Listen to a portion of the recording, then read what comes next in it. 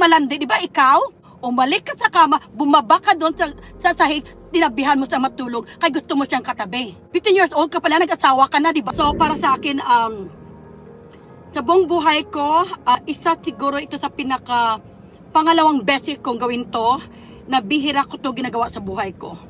Kasi hindi pa akong tipo ng tao na mahilig balahura, mambastos o maninira. Hindi ko pagkatao yung ganyan. Pero hindi ako pwede mananahimik sa mga taong idol nyo na magaling mambalahura. Ikaw, Ate Gemma, kung anong sasabi mo, okay? First, ikaw, M, ang idol nyo, kung anong sinasabi nyo? Sinasabi mo, kinakalat mo na ang asawa ko may gusto sa iyo? Hello, huwag mo sabing M, may gusto ng asawa ko sa inyo. Pumunta sa doon para gusto makita si Kuya Bro. Nung pumunta sa doon, sa Naga, di ba? Dumating ka ng late. Isang oras ka hinintay. Ang arte mo. Huwag mo akong subukan. Matanda na ako, 52 na ako. Kaya umalis ako sa community na yon kasi ayaw ko i-tolerate yung mga ginagawa mong hindi kabutihan. Kasi na-find out namin, 15 years old ka pala, nag-asawa ka na, di ba? Kasi ka, iniwanan mo. Ikaw, M, ang ginagawa mong kwento, ano sinabi mo sa sexy ladies? Yung asawa ko may gusto sa'yo? Gusto ka man niya kinaasawa ko? Never! I got married for 24 years. Never yung asawa ko gumawa ng ganyan. At hindi kami nagka-problema ng asawa ko, walang babae ang asawa ko, at never din ako naglalaki. Bakit gagawa ka ng kwento? Ha? Ano bang pinagmalaki mo? Paano ka naging ambassador kung puro kasinungalingan, sweet talker ka? Ha? Huwag mo kaming subukan. Huwag nyo. Bakit umalis si Egypta sa inyo? Ha? Bakit umalis si Au Almasan sa inyo? Bakit umalis si Termore sa inyo? Bakit ha? 10 kaming founders na umalis noon. Si Ray ng Canada, si Bit Bishop ng Australia, ako at asawa ko ng USA, sino pa? Ang Bacolod ang Panay Island, umalis din. Si Che Reyes ng Europe, umalis din. Bakit?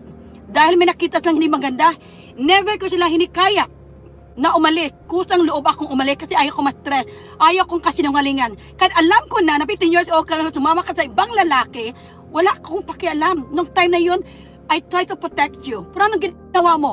Binabalahuran niyo ako sa mga tao at ngayon lumabas ng totoo. You know, kung gawa niyo ng kwento tungkol sa asawa ko na may gusto sa inyo, na sa idol niyo, na imposible. Itong kwento na totoong nangyayari. Okay? Pumunta ang asawa ko sa Naga. Si Ate Maribik ng Canada, nag-group rin yan, di ba? Nagpadala sa akin ng bag dito sa Amerika. Dahil sa bag na yon, nilagyan ko ng 5,000 pesos. Ayaw ni M, ng idol nyo. Kasi siya, Tita Mari, gusto ko $100. So that time, ang pera kong $100 2020. Inaisip ko, pag ganyan ang pera mo sa Pilipinas, maliit ang bayo. Kaya nilagyan ko na lang buong $100 kasi ni-request ng idol nyo. Dahil ni-request niya yon, nung dinala ng asawa ko doon, late siya dumating, di ba? Kaya nagalit yung asawa ko, bakit siya late dumating. Tapos nang sa hotel, gusto, kaya binigyan kita ng 2 days doon sa hotel. Binayaran. Tapos, tumatawag ka sa akin dito sa Amerika na humingi ka naman ng pera sa akin. Aminin mo, huwag ka magsinungaling kasi pwede kitang kasuhan. Na gusto mo, padaan ka naman ulit ng pera para mag-extend ka another day. Sa ibang hotel room ka, ibang hotel room yung asawa ko at saka si Jerome na brother-in-law ko. Paano mong gawin ng kwento na may gusto yung asawa ko sa iyo? Di na magmalandi, di ba ikaw? Pumunta ka ng Bacolod, di ba? Ako nang pumasahe sa'yo pupunta ng Iloilo. Binigay ko pa kay Kalingap Dan, binigay ni Kalingap Rob sa'yo ang pera.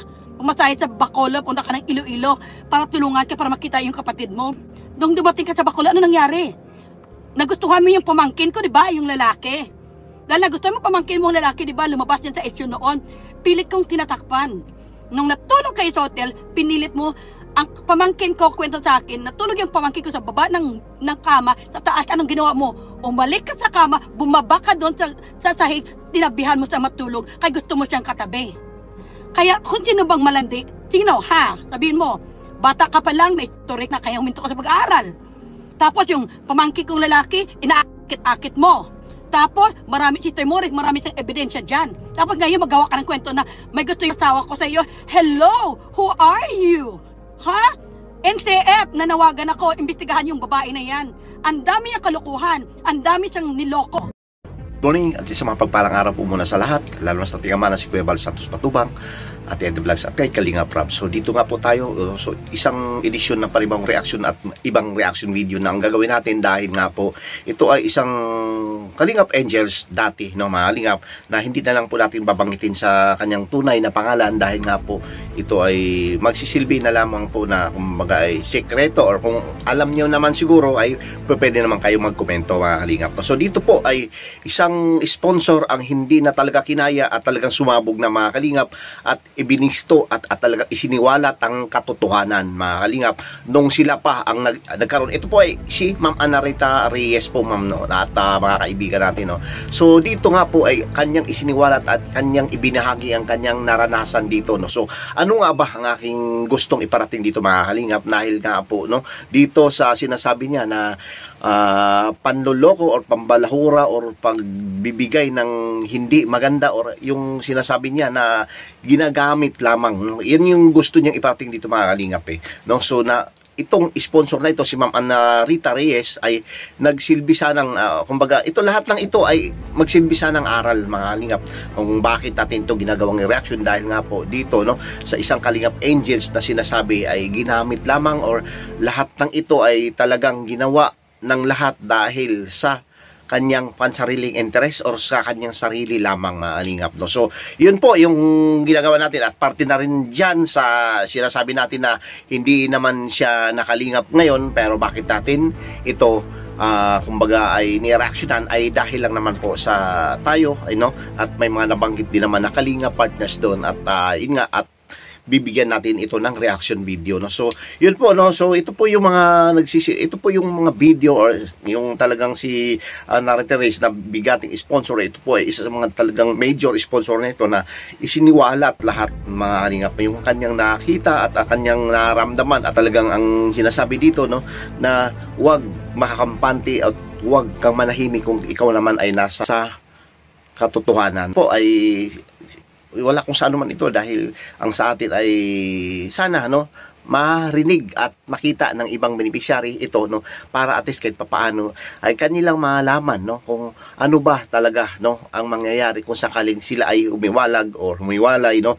So ito nga po ay isang aral or leksyon bilang isang beneficiary, no, na dati nang nandyan at sa Kalingap at tumiwalag, at itong mga sponsor din naman ay ganun din, at pansamantala silang umalis, no, at doon sila talagang tumulong, pero ilang buwan lamang ay wala rin nangyari, at talagang sila ay nagkahiwa-hiwalay din, mga Kalingap. So doon, ito ay magsisilbing aral doon sa mga beneficiary na kung sakali man ay kayo ay tumiwalag sa Kalingap, ay napaka-importante pa rin talaga na mag-isip-isip at talagang ayos ng mabuti, mag-isip ng ilang beses kung sakali man na ito ang mangyari, or ito yung hakbang or inyong gagawin, katulad sa nangyari dito, dahil sa huli ay talagang dyan ang pagsisisi, mga Kalingap, no. So yun po ang kanyang, ito yung pinaka-highlights natin dito, na dapat sana, mga Kalingap, na hindi at wag na muna sana pumunta sa iba, kundi dito lang muna talaga sa Kalingap. Kung sakaling tayo ay tulungan or may mga sponsors na ganito, ay mag-ipaalam at ipaalam ito ng Kalingap, at sana nga,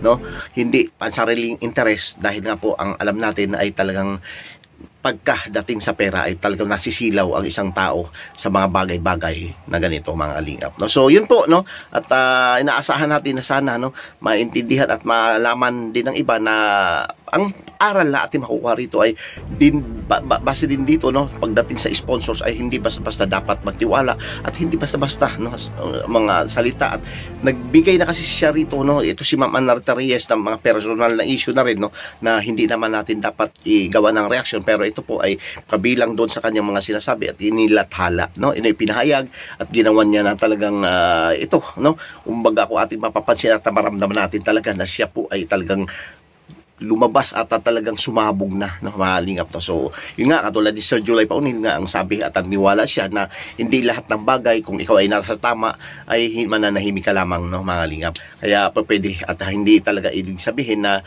pag ikaw ay talagang, di ba, manahimik, hindi ka pa pwedeng magsalita na at wala ka nang pwedeng sasabihin dahil nga ang gusto mo lang ay walang gulo. Pero dito nga sa kanyang sitwasyon, Kalingap, ay talagang ayaw na niya at talagang ayaw na niyang kimkimin or manahimik na lamang dito sa sitwasyon natin at ayun nga at sumabog na po si Ma'am Ana Rita Reyes, Kalingap. So ito na lang po, no, hanggang dito na lamang at isang mapagpalang araw po muna sa lahat.